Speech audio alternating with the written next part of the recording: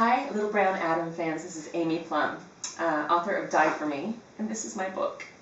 This is the gorgeous UK cover, and the book will be released on May 5th in the UK, which is only 5 weeks away, which is incredible. I've been waiting for a year and a half.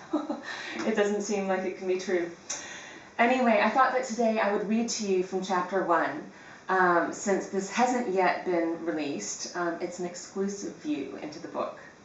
All right.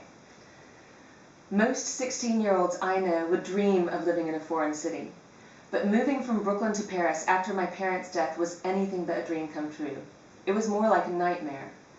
I could have been anywhere, really, and it wouldn't have mattered. I was blind to my surroundings.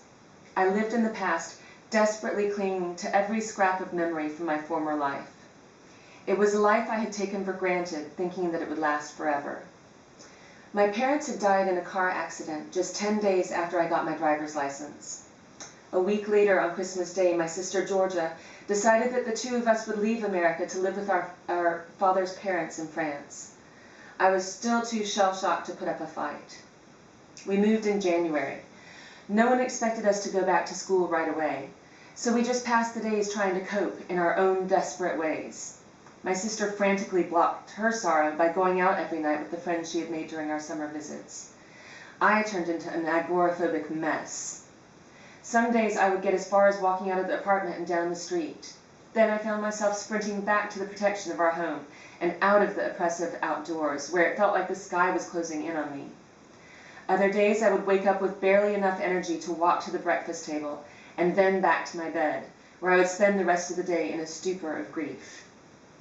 Finally, our grandparents decided we should spend a few months in their country house. For a change of air, Mammy said, which made me point out that no difference in air quality could be as dramatic as that between New York and Paris.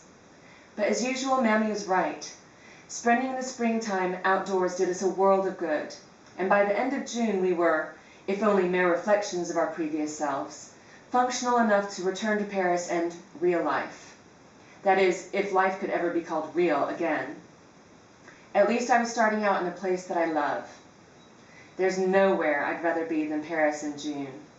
Even though I've spent every summer there since I was a baby, I never fail to get that Paris buzz as I walk down its summer streets. The light is different from anywhere else. As if pulled straight out of a fairy tale, the wand-waving brilliance makes you feel like absolutely anything could happen to you at any moment and you wouldn't even be surprised. But this time was different. Paris was the same as it had always been, but I had changed. Even the city's sparkling, glowing air couldn't penetrate the shroud of darkness that felt superglued to my skin. Paris is called the city of light. Well, for me, it had become the city of night. Okay, there's your excerpt from the book. Again, coming out in 5 weeks. So I will see you in 5 weeks, probably before then. And thanks so much.